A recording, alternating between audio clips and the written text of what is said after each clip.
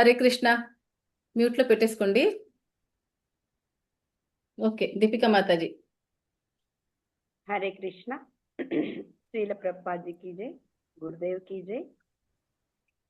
नीलातुङ्गस्तनगिरितटी सुप्तमुद्बोध्य कृष्णं पाराद्यं स्वं श्रुतिशतशिरसिद्धमध्यापयन्ति सोच्छिष्टायां सृजनिगलितं या बलात्कृत्य भुङ्क्ते गोदा तस्यै नम इदं भूय एवास्तु भूयः। ஸ்ரீ ஆண்டாள் திவ்ய திருவடிகளே சரணம். ఎంబెరుమాన్ తిరువడిగలే శరణం. జై శ్రీమన్నారాయణ. హరే కృష్ణ. ఈరోజు 6th పాశ్రం మొదలు నేను నిన్న జరిగినటువంటి 5వ పాశ్రం చదువుతున్నాను. మాయనై మన్నువడ మధురై మైందనై தூய பெருநீர் யமுனை துறைவனை ஆயர் குலத்தினில் தோன்றும் மணி விளக்கை தாயை குடல் விளக்கம் செய்த தாமோதரனை தூயமாய் ஒந்து நாம் தூமலர் தூவி தொழுத்து வாயினால் பாடி மனத்தினால் சிந்திக்கா போய பிள்ளையும் புகதருவா நின்றனவும் తీయనిల్ తూసాగుం చెప్పేలోరింబావాయ్. ఒకసారి చాలు కదా మాతాజీ. హరే కృష్ణ. తాత్పర్యం: మనం ఈ వ్రతమును సక్రమంగా పూర్తి చేసి ప్రయోజనం పొందుటకు వెనుక మనం చేసిన పాపములు ఆటంకములు కావచ్చునని భయపడనవసరం లేదు. ఎందుచేతనగా శ్రీకృష్ణుడే మన ఈ వ్రతమునకు నాయకుడు. అతని గుణములు ఆశ్చర్యకరములైనవి. అతని పనులును అట్టివే. ఉత్తరమున మధురా నగరమునకు నిర్వాహకుడుగా జన్మించినాడు అతడు. నిర్మలమైన జలం గల యమునా నది ఒడ్డున నివసించుచు మన కొరకు ఎదుకుల మందు అవతరించిన మహానుభావుడు. తన పుట్టుకచే యశోద శోభను సమకూర్చిన మహాత్ముడు. అంతటి మహాత్ముడై ఉండి కూడా ఆమెచే త్రాటితో కట్టబడిన సౌలభ్యమూర్తి. కనుక మనం సందేహములను దూరం చేసి పరిశుద్ధులమై అతన్ని సమీపించి పరిశుద్ధమై వికసించిన హృదయ కుసుమమును సమర్పించి నోరారా పాడాలి. నిర్మలమైన మనస్సుతో ధ్యానించాలి. అంతటా వెంటనే ఇంతకు ముందు పాప సమూహము రాబో పాప సమూహం కూడా మంటలో పడిన దూది వలె భస్మమైపోను. మన వ్రతమునకు ఏ మాత్రము ఆటంకం సంభవింపదు. అందుచే రెండు భగవన్నామమును కీర్తింతుము. Hare Krishna mataji. Thank you so much. Hare Krishna. Thank you mataji, thank you. So ఇవాళ 5వ పాశ్రంకి వచ్చాం. యాక్చువల్లీ 6th డే, కాకపోతే 2 పాశ్రాలు ఒకేసారి ఫస్ట్ డే చదివారు కొంతమంది. సో మనం 5th, 6th లాస్ట్లో చదువుదాం. ఇవాళ 5వ పాశ్రం. మొట్టమొదట 5 పాశ్రాలు కూడా తిరుపవైకి పూర్వరంగం అని చెప్తారనమాట. సో 5 పాశ్రాల్లో భగవంతుడు ఉండే స్థానాన్ని కీర్తించింది గోదమ్మ తల్లి. అంటే ఫస్ట్ ఏమంటారంటే, ఫస్ట్ పరారూపం, సెకండ్ వ్యూ రూపం, 3వది విభవ్, 4వది అంతర్యామి, 5వది అర్చావతారం. ఇవాళ మనం అనుసంధానం చేసేది తిరుపవైది అర్చావతారంలో. అమ్మవారి ఇవాళ అర్చావతారిని కీర్తించమని ఇవాళ చెప్తుంది. పరారూపం అంటే వైకుంఠ నారాయణుడు, వైకుంఠంలో ఉండే లక్ష్మీనారాయణుడు. వ్యూరూపం అంటే క్షీరసాయి వాసుదేవుడు, సంకర్షణ ప్రద్యుమ్న అనిరుద్ధుడు. విభవ్ అంటే రామ కృష్ణ అవతారం. అంటే అవతారాలు వస్తున్నాయి కదా, చాలా అవతారాలు. సో అవి రామ కృష్ణ అవతారాలు. అంతర్యామి అంటే సర్వత్ర అన్ని ప్రకృతి అన్ని కణకణంలో భగవంతుడు అంతర్యామి రూపంలో ఉంటున్నాడు కదా. సో దాన్ని అమ్మవారు ఇక్కడ చెప్పారు 4th పాశ్రంలో. 5వ పాశ్రంలో ఇవాళ అర్చావతారం కోసం చెప్పుకుందాము. ఫస్ట్ మీరు పరారూపం అంటే మీరు ఇది రాసుకోవచ్చు. 5 రకాలుగా భగవంతుడు ఉండే స్థానం పరారూపంలో. అంటే ఇప్పుడు ఫస్ట్ పాశ్రంలో నమక్కై నారాయణే నమక్కై పరై తరువాత్ అని వస్తుంది కదా లాస్ట్ లైన్లోని. అంటే ఫస్ట్ పాశ్రంలోని నారాయణనే అమ్మవారు కీర్తిస్తున్నారు. సెకండ్ పాశ్రంలోని పార్కడలుల్ పయ్యత్తేన్ పరంనడి పాడి అంటే పాలకడవిలో ఉండే ఆ క్షీరసాయి విష్ణుని కీర్తిద్దాము రండిరా అని గోపికలందరినీ పిలుస్తుంది. అలాగే 3వది వామన అవతారం. వామన అవతారంలో వచ్చే త్రివిక్రమగా నువ్వు మారావు, మా కోసం ఈ భూమిలో వచ్చావు, మా కోసం అందుకే నీకు ఉత్తమని పేరు పాడి. ఏంటంటే ఓంగి ఉలగన్ ఉత్తమని పేరు పాడి, అలాంటి ఉత్తమని మనందరం కూడా కీర్తిద్దాము అని అంటారు అమ్మవారు. అవతారాల్ని ఇక్కడ చెప్పాం కదా. మూడోది ఏంటి? విభవ్ రామకృష్ణ అవతారం. సో అలాగా వామన అవతారాన్ని కొలిసింది. నాలుగోది వానదేవుడు. వానదేవుడు రూపంలో ఉండే కృష్ణుడే వానదేవుడు రూపంలో ఉండి అంతర్యామి రూపంలో ఉండి, సో అంతర్యామి వైభవాన్ని అమ్మవారు అక్కడ కీర్తించింది. అలాగా ఇవాళ 5వ పాశంలో, ఈనాటి పాశంలో అర్చ విగ్రహ వైభవాన్ని అమ్మవారు చెప్తుంది. సో ఈ వ్రతంలో ఫస్ట్ ఏంటంటే మనం అర్చ అవతారం ఏంటి మొన్న నేను చెప్పాను. ఎవరైనా చెప్పగలరా? దీపికా మాతాజీ, అర్చ అవతారం అంటే ఏంటి? విగ్రహ రూపంలో ఉన్న భగవంతుడు. విగ్రహ రూపంలో ఉండే భగవంతుడు. సో ఇంకా మంచిగా చెప్పొచ్చు ఏంటంటే అర్చ అవతారంలో అతి సులభమైన రూపం అంట భగవంతుడిది. ఎందుకంటే ఇక్కడ దాసులకి అనుకూలంగా, అంటే మనం ఆయనకి సర్వెంట్, మన భగవంతుడికి దాసులు. కానీ మనకి ఇప్పుడు దాసు అంటే ఏంటి, ఎలా ఉంటాడు?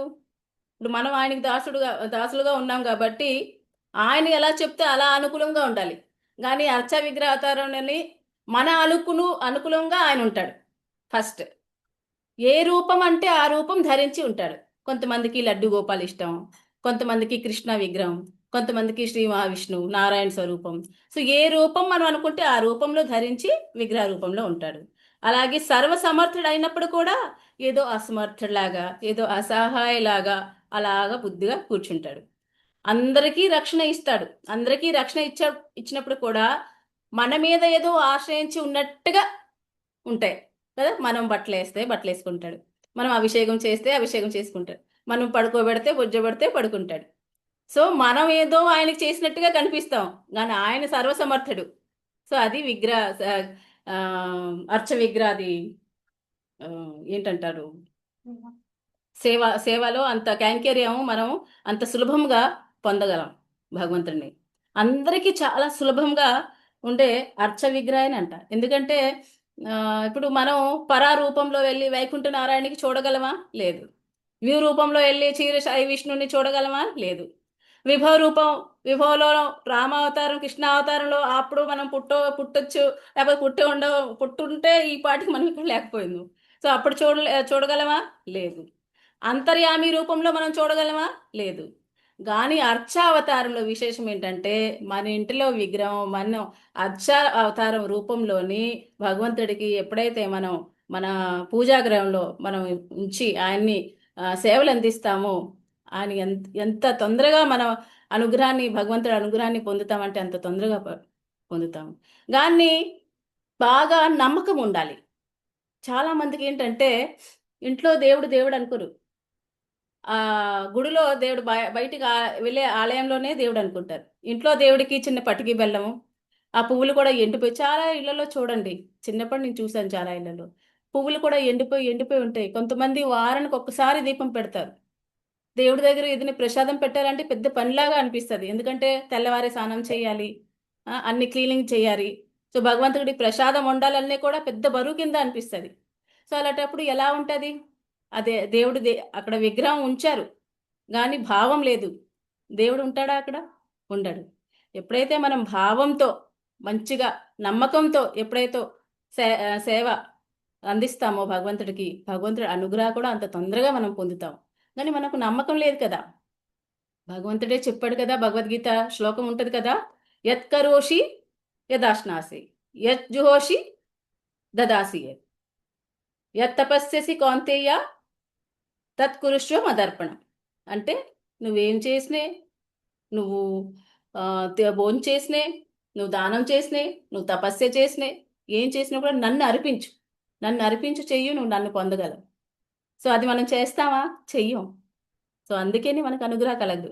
కానీ ఇక్కడ అమ్మవారు అర్చా విగ్రహాలోనే మనం భగవంతుడిని పొందొచ్చు అని ప్రమాణంతో చేసి చూపించింది అమ్మవారు. సో ఇవాళ అర్చా అవతారం కోసం ఫస్ట్ మాయనే మన్నువడ మధురై మైందేనే, మాయనే ఫస్ట్ ఇక్కడ అందరూ వ్రతం చేస్తామని అమ్మవారు చెప్తున్నారు అనమాట. దేవతలు మనం మంచి వ్రతం చేస్తున్నాము, చాలా గొప్ప వ్రతం చేస్తున్నాము, దేవతలు ప్రకృతి అంతటా కూడా మంచిగా మనకు సహకరిస్తుంది. సో గోదాదేవి చెప్పేటప్పుడు మొత్తం అంతా గ్రూప్ అంతా ఫామ్ అయిపోయారు. ఫామ్ అయిపోయిన తర్వాత ఇప్పుడేమో ఒక ఆమెకంట సంశయం వచ్చింది. ఎలాగా? ఒక్కొక్కసారి మనం చూస్తామా, ఏదైనా ప్రోగ్రాం గుడికి వెళ్తామని అందరం కలుస్తాం. సరే రేపు వెళ్దాము అనేసరికి అప్పుడు ఏమవుతుంది, ఎవరో ఒకరికి డౌట్ వస్తుంది. అప్పటి వరకు ప్రోగ్రామ్ అంతా కంప్లీట్గా రెడీ అయిపోయినప్పుడు అప్పటి వరకు ఏమి డౌట్స్ రావు. కానీ ఎప్పుడైతే వెళ్తాము అనేటప్పటికి, బయలుదేరేటప్పటికి అప్పటికే డౌట్స్ వస్తాయి. ఇప్పటి వరకు ఎవరికి రావు. ఒక ఆవిడ అడిగేటప్పటికి ఇంకో ఆమె కూడా డౌట్స్ వస్తాయి. సో అలాగే ఇవాళ జరిగిందనమాట. ఇవాళ పాశ్రంలో గోదాదేవి చెప్తుంది. అయితే వ్రతానికి వచ్చే వాళ్ళందరూ కూడా ఒక సంశయం వచ్చిందనమాట. సో గోదాదేవి ఆ సంశయాన్ని దూరం చేస్తూ వాళ్ళందరికి కూడా ఒక ధైర్యాన్ని ఇచ్చి ఈ ఆ, ఆండాళ్ళ తల్లి ఈ పాశ్రాన్ని నడుపుతుంది. సో అది ఎలాగా? సో ఫస్ట్ మాయనే మన్నువడ మధురై మెందిని అంటే వాళ్ళకి సంశయం ఎందుకు వచ్చింది ఆ విషయం చెప్తాను. సంశయం ఏంటంటే ఇవాళ పాశ్రంలో అమ్మ అర్చమూర్తిని ప్రార్థిస్తుంది. సో అర్చమూర్తి ఆరాధన కోసం చెప్తుంది. గోపికలందరూ కూడా ఒక దగ్గరికి చేరారు, వ్రతానికి సిద్ధపడారు. ఇప్పుడు సంశయం వచ్చింది. ఒక ఆమె ఏమంటుందంట, అడిగిందంట, ఒక మంచి పని చేసేటప్పుడు ఒక మంచి పని చేసేటప్పుడు ఎవరికైనా కొన్ని ఆటంకాలు వస్తాయి, కొన్ని బాధలు వస్తాయి కదా. ఇప్పుడు దశరథ్ మహారాజు లాంటి వాడికి ఎంత గొప్పవాడు ఆయన. అలాంటి గొప్పవాడికి కుమారుడికి రాజ్యాభిషేకం చేసేటప్పుడు ఒక ముహూర్తం పెట్టారు, మంచి రోజుని చూశారు. అదే ముహూర్తంలో ఏమైంది, ఆ వనవాసంకి వెళ్ళాడు, కుమారుడికి పంపించాడు. అదే సమయానికి ఆయన ప్రాణాన్ని కోల్పోయాడు. అలాంటి గొప్పవాడికి ఇలాంటి సమస్యలు వచ్చాయి కదా. సో మేమైతే సామాన్యం కదా, సామాన్యులము. మరి మరి ఈ వ్రతం చేసేటప్పుడు ఏమైనా ఆటంకాలు వస్తే ఇప్పుడు ఎలా అని ఒక గోపిక అడిగింది. అప్పుడు రెండో గోపిక లేచి అవును అవును అవును, నిజమే నిజమే అని అంటుంది. ఏమంటుంది ఇప్పుడు రెండో గోపి? ఇప్పటి వరకు ఎవరు ఏమి నోరెత్తలేదు. మొత్తం మంచిగా వ్రతం చేస్తామని అందరూ ఒక దగ్గరికి వచ్చేటప్పటికి ఇప్పటికి వాళ్ళకి డౌట్స్ వస్తున్నాయి. ఒక గోపి అనేటప్పటికి ఇంకో గోపి లేచింది. ఇంకో గోపి లేచి అవును అవును అవును కరెక్టేని. ఒకసారి ఒక తుమ్మెద తన జంటతో ఉండే తుమ్మెద తను తన జంటకి చెప్పి బయలుదేరిందంట. నేను సాయంకాలమే వచ్చేస్తాను అని చెప్పి వెళ్తుంది. వెళ్ళిన తర్వాత ఒక కమల పుష్ప మీద తేనె తాగుతూ తాగుతూ తాగుతూ తాగుతూ తనకి ఇంకా ఇంకా తాగాలి ఇంకా తాగాలి. సాయంకాలం ఎప్పుడైపోయిందో తెలీదు. తెలియదు. తర్వాత చూస్తుంది, అయ్యో రాత్రి అయిపోయింది. అయిపోయాన్ని ఏమవుతుంది, కమలపు మూసుకుపోతుంది. మూసుకుపోయి వెంటనే తను అప్పుడు బాధపడుతుంది. ఇప్పుడు నేను ఇంటికి వెళ్తాను, అయ్యో నా జంట చూస్తుంది ఇప్పుడు. అప్పుడేమో ఆ తర్వాత తను అనుకుంటుందంట, సరేలే పోనే, ఒక ఉదయం అయ్యేసరికి నేను మళ్ళీ సూర్యుడు ప్రకాశించేటప్పుడు మళ్ళీ కమల పువ్వు ఎప్పుడైతే ఆ, వికసిస్తుందో అప్పుడు నేను బయటకు వచ్చేస్తాను అనుకుంటుంది. ఆ ఉదయం అవుతుంది, సూర్యుడు ప్రకాశించాడు. కానీ అప్పుడేమవుతుంది, ఒక పెద్ద ఏనుగు వస్తుంది. ఆ సరోవర్లోనే ఆడుకుంటుంది అనుకుంటారు. ఇప్పుడు ఏనుగు వచ్చేటప్పుడు ఏం చేస్తాయి, వాళ్ళు ఆడుకుంటే ఎలా ఆడుకుంటారు, ఆ తొండంతో ఆ కమల పువ్వు కమల పువ్వు తీసేసి పెద్ద దూరం పాడేసింది. పాడేసేటప్పుడు ఏమైంది, తన జీవితాన్నే కోల్పోయింది. ఎవరు? తొమ్మిద. దీన్నే అంటారు కర్మ. సో ఎప్పుడు మనం ఎలా అనుకుంటామో అలా జరగదు. కొన్ని మన కర్మలు మనం తీసుకొస్తాం కదా పుట్టుకతో, ప్రారబ్ధ కర్మ. సో ఆ కర్మ వల్ల మనకి కొన్ని ఆటంకాలు వస్తాయి. సో ఆ ఆటంకాలు వస్తే ఏం చెయ్యాలి అని ఈమె అడుగుతుంది. ఇప్పుడు ఇంకో గోపి అడుగుతుంది అనమాట. ఇంకో గోపి ఏమంటుంది, ఇందులో కాస్త వేదాంతం తెలిసే గోపిక. ఆ గోపిక మనం గతంలో ఒకవేళ ఏమైనా పాపాలు చేసే ఉండుంటాం కదా. మరి ఆ పాపాలు తొలగితే కదా మనం స్వామి దగ్గరికి చేరుకుంటాము. మరి మన పాపాలు వల్ల మనకి ఆటంకాలు వస్తే మనం ఎలా స్వామికి చేరుకుంటాము అంతే ఏం అడుగుతుంది. అప్పుడు గోదమ్మ తల్లి చెప్తుందనమాట, ఒక్కసారి మనం అందరూ కూడా భగవంతుడిని చూస్తే మన పాపాలన్నీ పోతాయి. సో కానీ భగవంతుడు మనకి చూడాలంటే మన పాపకర్మాలు పోవాలి. మన పాపకర్మాలు పోవాలంటే భగవంతుడు చూస్తే గాని పాపాలు పోవు. పాపాలు పోతే గాని స్వామి అనుగ్రహాన్ని పొందలేము. ఇప్పుడు ఎలాగా? అప్పుడు ఆండాళ్ళ తల్లి చెప్తుంది, మనం కొన్ని అంటే ఇప్పుడు స్వామికి మనం దర్శనం చేసుకోవాలనే, అనుగ్రహం కలిగించాలనే స్వామి నామము చాలా గొప్ప శక్తి ఉంది. ఆ నామాన్ని మనం జపిస్తాము. ఒకనాడు ద్రౌపదికి కూడా భగవంతుడు నామమే కదా రక్షించింది. భగవంతుడు అప్పుడు ఆ ఆ టైంలో అక్కడ లేడు, కానీ ద్రౌపది గోవిందా అని నామతో కదా పలికింది. సో నామమే కదా రక్షింపొచ్చింది. సో అలాగా మనం కూడా భగవంతుడిది నామమే జపం చేస్తాము. సో ఇవాళ అమ్మవారు అర్చ విగ్రహ ఆరాధన, రెండోది నామ సంకీర్తనమే గొప్పది. నామ సంకీర్తనంతో ఏమవుతుంది, మన పాపాలన్నీ పటాపంచలై భస్మం అయిపోయి ఇంకా మనకి భగవంతుడి తాలూగా అనుగ్రహం కలుగుతుంది అని చెప్తుంది. ఆటంకాలన్నీ కూడా పోయి వ్రతం మనం చేయగలము. ఈ రోజు పాశంలో గోదాదేవి నామ సంకీర్తన మహిమ కోసం చెప్తున్నారనమాట. సో ఫస్ట్ ఏమన్నారు అమ్మవారు ఇక్కడ, మాయని అంటే మాయావి అని పిలుస్తుంది అనమాట కృష్ణుడిని. మాయావి అని అంటే ఎందుకు పిలుస్తుంది తెలుసా? మాయావి అని ఇక్కడ అంటే చిన్నప్పుడే ఆయన బాలకృష్ణులా బాగా చిలుపుతనంలో గోపిలందరితో కూడా చాలా చాలా అల్లరి పెట్టి చాలా చేష్టలు చేశాడు. ఆశ్చర్యమైన గుణం కలిగేవాడు, సర్వ జగత్తుకి కారణమయ్యేవాడు. ఆయనే పుట్టేటప్పుడు శంఖచక్రం శంఖచక్రం గదా పద్మతో పుట్టేటప్పుడు ఆయన ఉన్నాయి చతుర్భుజ రూపంలో. కానీ వాళ్ళ తల్లిదండ్రులు అంటారు, నాన్న వద్దు, ఈ రూపం వద్దు, కంసు చంపేస్తాడు. సో వాళ్ళ అమ్మ నాన్న కోసం ఆయన మళ్ళీ ఒక చిన్న బాలులాగా మారిపోతాడు అనమాట. ఒక శ్లోకం ఉంటుంది, చాలా బాగుంటది ఆ శ్లోకం. ఏముంటుంది అంటే భగవత్ తమద్భుతం బాలకం అంబుజేక్షణం చతుర్భుజం శంఖగదాధ ఆయుధం శ్రీవత్సలక్ష్మం కలశోభికౌస్తుభం పీతాంబరం సాంద్రపయోధ మహత్కైంకర్య కిరీటకుండలం త్విషా పరిష్వక్త సహస్రకుంతలం ఉదధానుకాంచం గదకంకణాదేవిర్విరాజమానస్వసుదేవయేక్షత్. ఇక్కడ ఏం చెప్తున్నారంటే, ఇది భగవంతుడు పుట్టేటప్పుడు ఆయన అందం అంటే అంత అందంగా అంత మంచిగా పుట్టాడనమాట. ఎంతో సుందరమైన పరమాత్మ, సర్వలోక శరణ్య పరమాత్మ, సర్వ జీవోకు ముక్త కర్నే వాలా పరమాత్మ, అందరు జీవులందరికీ ముక్తి ఇచ్చే ప్రసాదించే పరమాత్మ అప్నే వైభవ और విభూతి కో సంకుచిత్ బనాకర్, ఆయన వైభవాన్ని మర్చిపోయి సంకుచితంగా ఒక చిన్న బాలుల్లా తయారై భూలోకంలో మన అందరి కోసం ఒక కారావాస, ఒక జైల్లోని పుట్టాడు. సో ఒక సింపుల్ గా పుట్టినట్టుగా పుట్టాడు ఒక జైల్లో. సో ఈ శ్లోకం అర్థం అనమాట. అలా ఎక్కడ జన్మించాడు? శ్రీకృష్ణ జన్మయ స్థాన్ మథురా నగరికి ప్రశంస కర్తీ హై యా గోపి, ఇస్లే గోపియా ఉస్ మాయావి కా కీర్తన్ కే. అందుకే గోపి వాళ్ళు మాయావి అంటున్నారు అనమాట.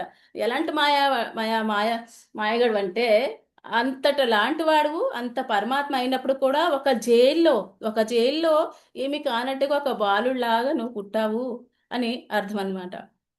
మళ్ళీ ఒకటి ఏంటంటే, ఆయన అందరికీ ఆహారం పెట్టే ఆయన, కానీ అక్కడ గోపికలందరూ కూడా ఏమని పిలిచేవారు? వెన్న దొంగ అని పిలిచేవారు. అందరింట్లో ఆయనకి అవసరమా వెన్న దొంగలించి తినడం? అవసరమా? కాకపోతే ఇది ఎంత లీల స్వామిది. వాళ్ళందరికీ భక్తితో ప్రేమతో వాళ్ళందరూ భగవంతుడు ప్రేమ కావాలని ఎన్నో జన్మలతోని దేవుడి కోసం ఆరాధించారు. సో వాళ్ళందరి భక్తి, వాళ్ళ ప్రేమ కోసం వాళ్ళకి ప్రేమ పంచాలని భగవంతుడు ఇలా చేశాడు ఈ లీలలు. సో ఆయన అందరికీ ఆహారం పెట్టే ఆయన ఇంటింట్లోని కూడా దొంగతనం చేయడం, అది కూడా మాయావి అనే కదా. సో దానికోసం చెప్తున్నారు. ఇంకా చాలా చాలా మాయావి గుణం అని అంటే భగవంతుడిది ఎన్నో చేష్టలు కదా మనం చూస్తున్నాం కదా. ప్రతి క్షణంలో భగవంతుడు ప్రతి అడుగడుగులోని మాయలే చేసేవాడు కదా. సో అందుకే ఇక్కడ గోపమ్మ మన గోదా తల్లి ఇక్కడ మాయావి అని పిలుస్తుంది. మాయనే అంటే మాయావి. ఆ తర్వాత వర్డ్ ఏముంది? మన్నువడ. మన్నువడ అని అంటే ఉత్తర మథుర. మథుర రెండు ఉన్నాయి ఇక్కడ. మన దక్షిణ భారతంలో కూడా మధుర ఉంటుంది. చాలా మంది మన సౌత్ లో కన్ఫ్యూజ్ అవుతుంటారు.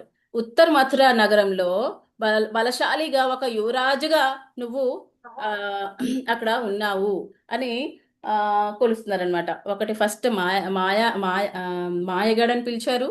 రెండోది మన్నువడ. మన్నువడ అంటే ఉత్తర కాశీలో, సో మథురాలో పుట్టే రాజకుమారుడా అని పిలుస్తున్నారు అనమాట. మథురాకి మాతాజీ, రస పూర్ణిమ మాతాజీ, రస పూర్ణిమ మాతాజీ, మ్యూట్లో పెట్టుకోరా. సో మథుర నగరి కోసం ఇక్కడ మంచిగా చెప్తున్నారు. ఏంటంటున్నారు తెలుసా ఆచార్యులు? మథుర నామ నగరి పుణ్య పాపహరి శుభ యస్య జాతో జగన్నాథ సాక్షాత్ విష్ణు సనాతన. అంటే ఇక్కడ మథుర నగరి ఎలాంటిదంటే, అక్కడ ఒకసారి వామన అవతారం వామనుగా వచ్చేటప్పుడు సిద్ధాశ్రమంని నిర్మించి అక్కడ కొన్ని రోజులు, అక్కడ కొన్ని నాళ్ళు అక్కడ ఉన్నాడు వామనుడు. అలాగే త్రేతాయుగంలో శత్రుఘ్నుడు లవణాసురుడిని చంపి ఆ మథుర నగరిని రాజధానిగా కొన్నాళ్ళు ఉంచుకున్నాడు. అలాగే శ్రీకృష్ణుడు కూడా అక్కడ యువరాజుగా వచ్చాడు. అలాంటి మథురా నగరి చాలా పాపహారి నగరి అంట. శుభకారి, చాలా శుభం ఇచ్చేది, చాలా మంగళదాయక్ మథుర. అలాంటి మథురాలో ఆయన జన్మించాడు, వచ్చాడు అని ఇక్కడ మన్నువడ దానా మీనింగ్ అనమాట. ఆ తర్వాత మధురై మైంది తూయు పేరు నీరు యమునై తురై వనై. రాత్రికి యమునా నది తీరంలో దాటాడు. ఆ తర్వాత ఏం చేశాడు? ఆ రాత్రే పుట్టేటప్పుడే అక్కడ ఆ రాత్రే యమునా నది తీరం నుంచి బయటికి అక్కడి నుంచి దాటాడు. ఎక్కడికి వచ్చాడు? గోకులం వచ్చాడు. సో యమునా నది కోసం కూడా ఇక్కడ చాలా వైభవం చెప్తున్నారు అనమాట. మనం పాడుతూ ఉంటాం కదా స్వామికి, యమునా తీరా వనచారి జయ రాధ మాధవా జయ కుంజ బిహారీ. అంటే యమునా నదికి చాలా మంచి వైభవం. అంటే గోదావరి నదికి అలాగా సరియు నదికి దొరకలేదు ఆ వైభవం, కానీ యమునా నదికి వైభవం దొరికింది. ఏం తెలుసు అసలు? యమునా నది విరజా నది పైనుండే విరజా నదియే అని అంటారనమాట. స్వామి ఇక్కడ తీసుకొచ్చాడు యమునా నదికి అని అంటారు. రామ అవతారంలో సరియు నదికి అంత వైభవం దొరకలే రామ అవతారంలో. మళ్ళీ 14 సంవత్సరాలు భగవంతుడు గోదావరి నది తీరం దగ్గర ఉన్నాడు అరణ్యంలో, అయినా గోదావరికి అంత వైభవం దొరకలేదు. కానీ యమునా నది తీరం దగ్గర అంట భగవంతుడు ఉండేదే అక్కడ. గోపబాలకుతో ఆడుకుండేది, తినేది అన్నీ కూడా అక్కడే. సో యమునా నదికి ఎంత వైభవం అంటే, ఆయన స్వామి తినేటప్పుడు తిని చేయిలు కడుక్కోవడం. సో ఆయన కరామృతం, ఆయన అధరామృతం, ఆయన పాదామృతం, ఆయన శరీరంతో అక్కడ స్నానం కూడా చేసేది యమునా నదిలోనే. యమునా నదిని ఒకసారి అడిగారంట, నువ్వు ఇంత నీలవర్ణంగా ఎందుకుంటావు అని అడిగారంట. నేను నీలంగా ఎందుకుంటానంటే, మా కృష్ణయ్య నీలమేఘ శ్యాముడు కదా, ఆయన ఎల్లప్పుడూ నా జలం నా నదిలో స్నానం చేస్తాడు. సో అందుకే నా వర్ణం కూడా కృష్ణవర్ణం అయిపోయింది అని చెప్తుందంట యమునా నది. యమునా నది కలరు కృష్ణవర్ణమే. సో యమునా నది ఇలా వచ్చేటప్పుడు కృష్ణుడు వస్తున్నాడా లేకపోతే యమునా నది వస్తుందా అని ఆశ్చర్యపోయారంట. ఎప్పుడు కృష్ణయ్య ఈ 16,000 భార్యలు రాణిలు చూసేటప్పుడు ఆశ్చర్యపోయారు. అసలు ఎవరు, యమునా నదియా కృష్ణుడా అంటే అంత సిమిలర్లీగా కనిపిస్తారు యమునా నది. సో యమునా నది చాలా ఇష్టం. భగవంతుడు అక్కడే ఆడుకున్నాడు. ఆ పాదధూళి ఆయన ఆడుకోవడం, ఆయన తినడం, తినిన తర్వాత ఆ చేయిలు కడుక్కోవడం, ఆ నీళ్ళు తాగిన తర్వాత పొక్కలించడం, అంటే ఆ లోపల నుంచి మళ్ళీ ఆ యమునా నది లోపలికి వెళ్ళిపోయి మళ్ళీ బయటికి వచ్చింది. అంటే ఎంత భాగ్యం కదా, అహోభాగ్యం యమునా నదికి, అవునా? సో ఏ అవతారంలో కూడా ఏ నదికి అంత భాగ్యం దొరకలేదు. అలాంటి ధన్యభాగ యమునా నది. సో ఇక్కడ యమునా నది కోసం చెప్తుంది. తూయపి పేరు నీరు యమునై తురై వనై. ఆ తర్వాత ఏం చెప్తున్నారు అమ్మవారు? దామోదరణై ఆయర్ కుళత్తనిల్ తొండం మణి విలక్కై. గోకులంలో ఆ కాంతిని ప్రకాశింపు చేశావు. నువ్వు ఎలా అంటే ఒక మణిదీపం లాంటి వాడివి. ఆయర్ కులత్తనీల్ తొండు మణి విలక్కై. ఆ తర్వాత దామోదరనై. దామోదర్, ఇక్కడ దామోదర్ రూపంలో కూడా ఇక్కడ అమ్మవారు నామం చెప్తున్నారు. అంటే ఒక తల్లి గర్భాన్ని నువ్వు ప్రకాశింపు చేశావు. జగత్కి నువ్వు కారణమైన పరమాత్ముడువు. తల్లి కట్టి రోట్లోని ఎలా కట్టుబడి ఉన్నావు అంటే ఏమీ తెలియదు అమాయకులకు ఒక భయంతో ఆ కంటికలో మీరు చూసే ఉంటారు. చాలా ఫొటోస్ ఉంటాయి కదా. అమ్మ ఏమో కడుతుంది, స్వామి ఏమో భయం భయంతో పెద్ద పెద్ద కళ్ళు, ఆ కాటిక కళ్ళుని ఇలా ఇలా చేసేసి రుద్దేసి ఏడుస్తున్నాడు. అది ఎలా అనిపిస్తుంది అంటే ఎంతో భయపడిపోయినట్టుగా. ఇక నిజం భయమా? భయానికి భయం పెట్టే స్వామి ఆయన. సో అలాంటి వాడు ఎలా కనిపిస్తాడంటే ఒక తల్లికి కట్టిన రోటికి అలాగా కట్టుబడి ఉన్నాడంటే ప్రేమతో భక్తితో కట్టిన ఆమ్, కట్టొచ్చు. సో ఆ రోజు ఎలా అయితే అమ్మ కట్టిందో, కట్టిందో రోడ్తో, అలాగే నువ్వు కూడా అలాగే మనం కూడా స్వామికి మన భక్తితో మన ప్రేమతో ఆయన కూడా మనము కట్టొచ్చు. సో ఇక్కడ మంచి పుష్పాలు అర్పించమంది అమ్మవారు. తర్వాత లైన్లో తాయ కుడలు విளக்கம் செய்து தாமோதரனை తూయమాయ్ వందునాం తొముల తొవిత్తళ్ళుదు అంటే మంచి పుష్పాలు అర్పించాలి. పుష్పాలు అంటే ఎలాంటి పుష్పాలు? జాజిమల్లి, విరజాజులు, ఇంకేంటి ఈ జాస్మిన్, లోటస్, ఇలాంటి పుష్పాలు కాదు. ఇక్కడ అమ్మవారు ఏమంటున్నారు తెలుసా? హృదయంతో అర్పించాలి పుష్పాలు, అలాంటి పుష్పాలు. శంకరాచార్య గారు ఒక పుష్పాలు భగవంతుడికి ఎలాంటిది అర్పించాలంటే ఇక్కడ చెప్పారు చూడండి, మీకు చెప్తాను. ఎలాంటి పుష్పాలు అర్పించాలంటే చాలా మంచి బాగుంది ఆ శ్లోకం. ఆయా 8 రకాలుగా చెప్పారు. 8 రకాల పుష్పాలు ఉండాలంట. అహింస ప్రథమం పుష్పం, పుష్పం ఇంద్రియ నిగ్రహ, సర్వభూత దయా పుష్పం, క్షమా పుష్పం విశేషత, జ్ఞానం పుష్పం, తపం పుష్పం, ధ్యానం పుష్పం, తదేవ చ सत्यमष्टविधम पुष्पम विष्णु प्रीति करम भवेत. इस भाव सागर को पार करना है तो पुष्प विशेष की पूजा से यह सरल हो सकता है. కానీ ఎలాంటి పుష్పాలు ఉండాలి? మన మన అహింస ప్రథమ పుష్పం, అహింస. మళ్ళీ ఇంద్రియ నిగ్రహం ఉండాలి, మన ఇంద్రియాల్ని మనం జయించి ఉండాలి. సర్వభూత దయా పుష్పం, క్షమా పుష్పం, ధ్యాన పుష్పం, తపం పుష్పం, ధ్యాన పుష్పం, ఇవన్నీ అష్ట పుష్పాలు. ఇలాంటి పుష్పాలతో మనం ఆయన్ని అర్పిస్తే ఎలా అయినా మనకి అనుగ్రహం పొందుతాము, స్వామికి మనం చేరుకుంటాము. ఇది శంకరాచార్య గారు చెప్పే ఇది శ్లోకం అనమాట.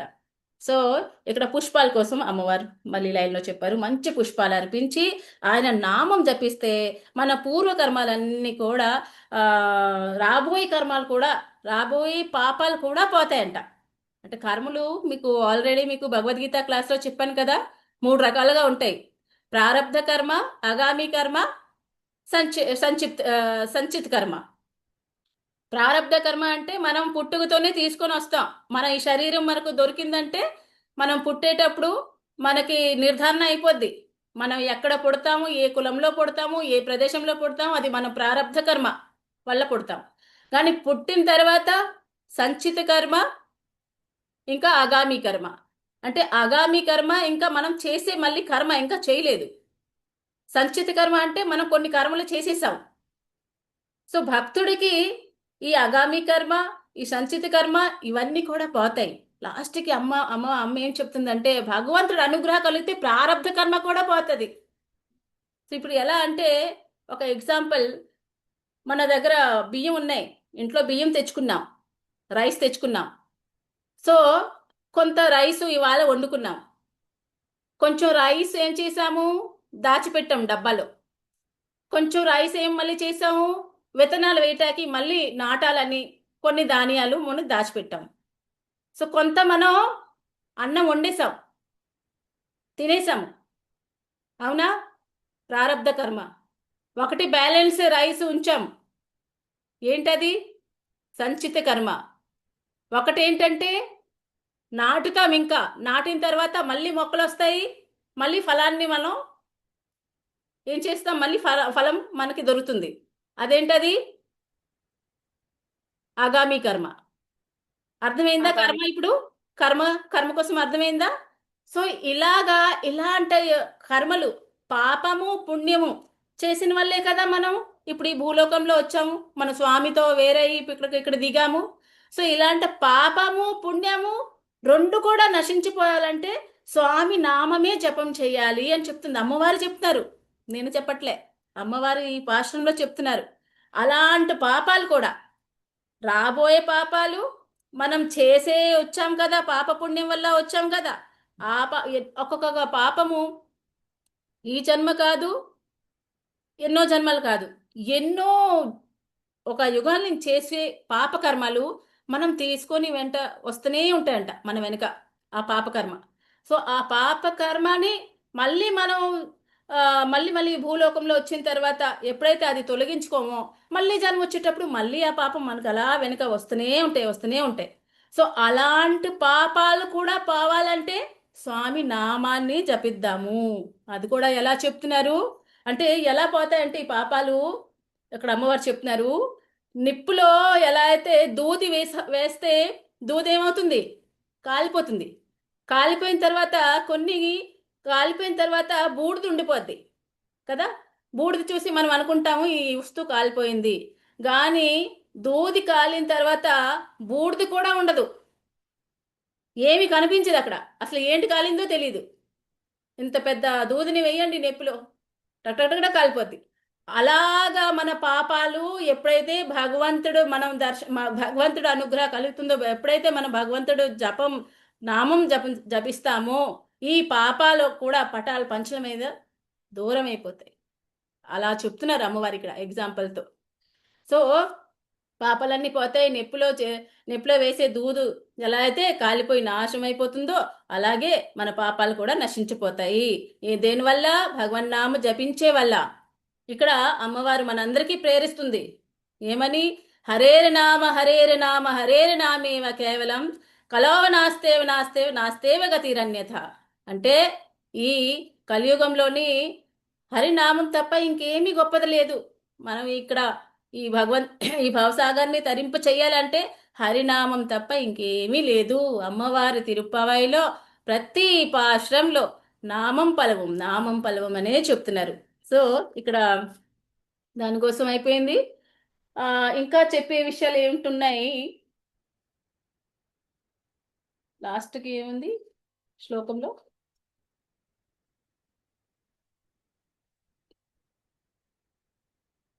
శ్లోకంలో ఇంకా ఇంకా ఏమైనా ఉన్నాయా? యమునా నది, మథురా నగరి అయిపోయింది. ఆ తర్వాత ఆ తర్వాత ఏం చెప్తుంది తెలుసా అమ్మవారి ఇక్కడ? ఎలాదన్న పోయి పిల్లేயும் పుగుత్రువా నిన్ననవం వాయినాల్ పాడి మనత్తినాల్ సిందిక్కి పోయి పిల్లేయం పుగుత్రువా నిన్ననవం.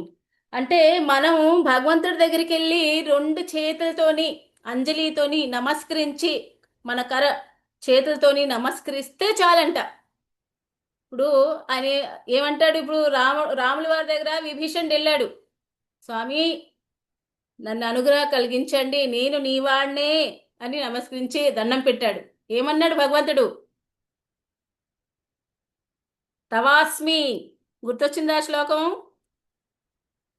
చాలాసార్లు చెప్పాను. సో అలాగా ఎప్పుడైతే మనం భగవంతుడి దగ్గర మనస వాచ కర్మన, అంటే మనసుతో, ఎలాంటి మనసుతో? పరిశుద్ధమైన మనస. మళ్ళీ అందులోని ఎప్పుడు గోదమ్మ తల్లికి హృదయం నిండా కృష్ణుడు ఉన్నాడు, ఇంకెవరు లేరు. సో అదేమంటారు? చాలా పరిశుద్ధమైన మనస హృదయం. అంటే కన్నా ఇంకా నువ్వు తప్ప ఇంకెవరూ లేరు మా హృదయంలో. వేరే వేరే వేరే వేరే ఇంకా ఏమి కనిపించట్లేదు. అంతా నువ్వే, కష్టం వచ్చినా నువ్వే, సుఖం వచ్చినా నువ్వే.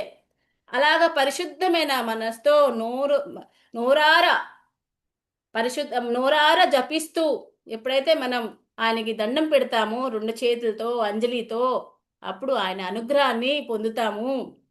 ఆయన అనుగ్రహం పొందితే ఏమవుతుంది? మన పాపాలు పోతాయి. పాపాలు పోయిన తర్వాత ఏమవుతుంది? స్వామి అనుగ్రహం కలిగి మనకు కూడా భగవంతుడు ప్రేమ దొరుకుతుంది, భగవద్ధామాన్ని మనం కూడా పొందగలము.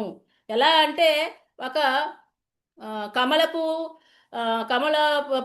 కమల పత్ర అంటే ఆకు పైన వాటర్ వేస్తే వాటర్ అక్కడ ఉంటుందా? ఉండదు, పడిపోతూ ఉంటుంది. అవునా? పడిపోతుంటుంది. సో అలాగే ఎప్పుడైతే మనము భగవంతుడికి అనుగ్రహాన్ని, భగవంతుడు మన భక్తి బీజ్ ఎప్పుడైతే మన మనసులో వస్తుందో, భక్తి రూప బీజ్, అప్పుడు ఈ పాపాలన్నీ కూడా ఆటోమేటిక్గా పోతాయంట. ఎందుకంటే మనం భగవంతుడికి దగ్గర అయ్యాం కదా. సో ఈ పాపాలన్నీ ఆటోమేటిక్గా మనకి అంటుకోవు. ఎలా అంటుకోవంటే ఈ కమలపత్రంలో ఆ, ఎలా అయితే వాటర్ వేస్తే అంటుకోదో అలాగే ఈ పాపాలు అన్నీ ఏమీ అంటుకోదంట. సో అందుకే నామమే చేయమని చెప్తుంది అమ్మవారు. హరే కృష్ణ హరే కృష్ణ కృష్ణ కృష్ణ హరే హరే, హరే రామ రామ రామ హరే హరే. ఇక్కడ అమ్మవారు ఫస్ట్ ఏమని కొలిచారు? ఇప్పుడు మీకు ఇవి డ్యూటీ ఇస్తాను. సో ఇవాళ పాశ్రం ఇక్కడ వరకేని.